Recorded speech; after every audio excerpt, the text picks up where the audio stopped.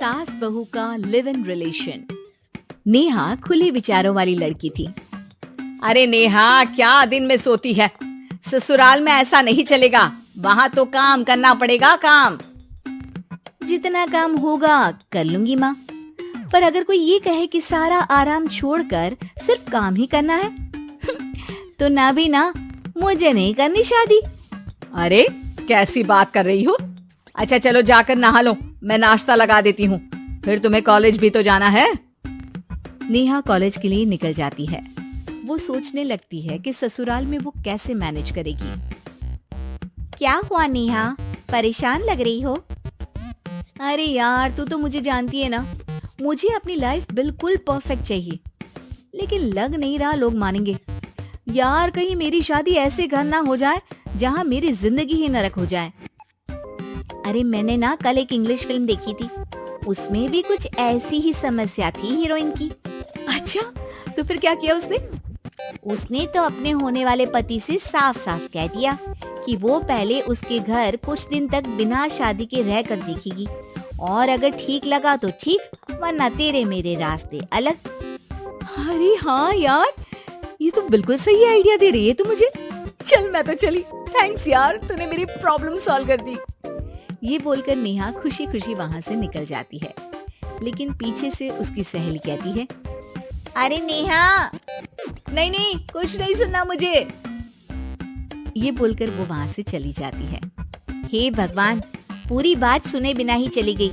अरे वो तो विदेशी फिल्म थी, वहाँ सब चलता है, लेकिन ये तो भारत है, सभ्यता और संस्कारों वाला देश, जहाँ शादी से पहले लड़की को ससुराल में नहीं रखा जाता।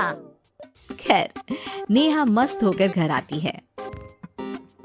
नेहा, कल तुझे लड़के वाले देखने आने वाले हैं, और हाँ, इस बार कोई बहाना नहीं चलेगा। हाँ हाँ, आने दो, मैं तैयार हूँ शादी के लिए।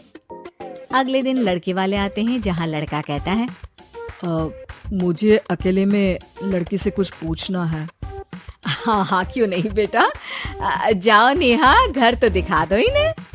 नेहा भी खुश हो जाती है कि उसे मौका मिल गया है लड़के से अपनी शर्त रखने का। देखो, मुझे ना शादी से बहुत डर लगता है, पता नहीं कैसी लड़की आए, तालमेल बना पाए कि नहीं मेरे परिवार से। मैंने कई घरों में रोज का क्लेश होते देखा है। तुमने तो मेरे दिल की बात कर दी। मैं भी यही सोच रही थी कि भाई सास तो अच्छी होनी चाहिए, पति सपोर्ट करे ना करे, रहना तो पूरे दिन सास के साथ है। लेकिन मेरे पास ना इसके लिए एक बहुत अच्छा आइडिया है। अच्छा, कैसा आइडिया? क्यों ना शादी के पहले मैं कुछ दिनों तक तुम्हारे घर आकर रह लूं, तुम लोग मुझे समझ लेना, मैं तुम लोगों को समझ लूंगी। ठीक लगा तो शादी, वरना टाटा बाय बाय। क्यों? लड़के को नेहा की बात में दम लगता है।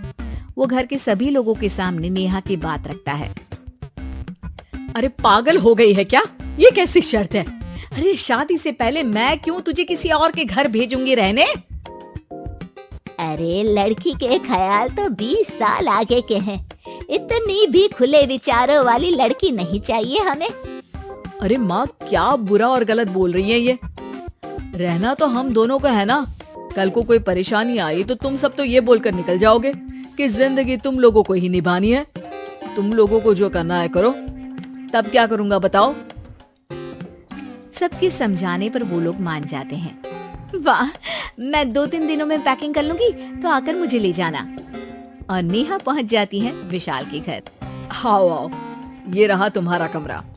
इस घर में तुम एज अ गेस्ट रहो, लेकिन माँ तुम्हें बहू की तरह ही ट्रीट करेंगी, और तुम भी उन्हें सास की तरह ही रखना। बस फिर क्या था, शुरू हो जाता है लिव इन सास बहू का ड्रामा। अरे चाय तो बना दे बहू। जी सासू माँ, अभी लाई। नेहा चाय लेकर आती है कि बस चाय लेकर आई हो, इसके साथ पकोड़े भी ले आती। लेकिन आपने तो बताया ही नहीं कि आपको चाय के साथ पकोड़े भी चाहिए।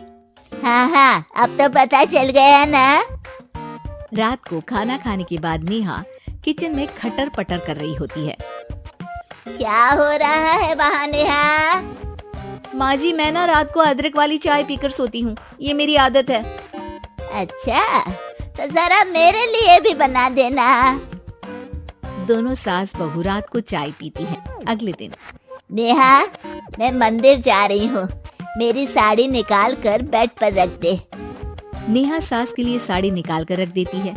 वो देखती है कि उसके आने के बाद से सास ने घर का कोई भी काम करना छोड़ दिया है। यार मैं क्या करूं? ऐसा ससुराल तो मुझे नहीं चाहिए था जिसमें मैं ही सारा काम करूं। मैं तो ऐसा घर चाहती हूँ जहाँ सास और बहू दोनों मिलकर किचन में काम करें। हे भगवान, रात को चाय पी ली, पेट में गैस बन गई, अब तो चला भी नहीं जा रहा है। मुझे तो ऐसी बहू चाहिए जो हेल्थ के प्रति कॉन्शियस हो, क्योंकि वो ठीक रहेगी तभी तो मैं ठीक रहूंगी। दोनों समझ जाती हैं कि वो लोग एक दूसरे के लिए नहीं बने हैं। अगले दिन नेहा, जरा चाय तो ले आना। नेहा चाय के साथ चिला भी बनाकर ले आती है। सास खा पीकर सो जाती है। अगली सुबह तेरी बुआ सास आ रही है, उसे मैंने तेरे बारे में बताया है। तभी वहाँ गंवार से एक महिला आ जाती है। चलो यहाँ से निकलो, कुछ नहीं है खाने के लिए, जाओ। ए नेहा, तमीज से बात करो, ये मेरी ननद यानी आशीष की बुआ है। हाय रे दैया, इतनी आकड़ वाली लड़की। अरे यही है ना जो शादी से पहले ही आकर बस गई है यहाँ पर। बस नहीं गई हूँ, बसना है या नहीं ये डिसाइड करने आई थी, लेकिन इन लोगों के रिश्तेदार इतने गंवार हैं तो मैं तो ना कर रही इस घर में शादी। अरे भाभी, अरे क्या कमी थी हमारे आशीष में जो आपने ऐसी लड़की की शर्तों को मान लिया? अरे वो तो आशीष के कहने पर मैं झुक गई, वरना ऐसी लड़की को तो मैं घर में घुसने भी ना दूं। ए हेलो, ऐसी लड़की कैसी लड़की? हाँ, बिना समझे बुझे शादी कर लूं? अब तो समझ गई ना कि हम लोग गांव के हैं।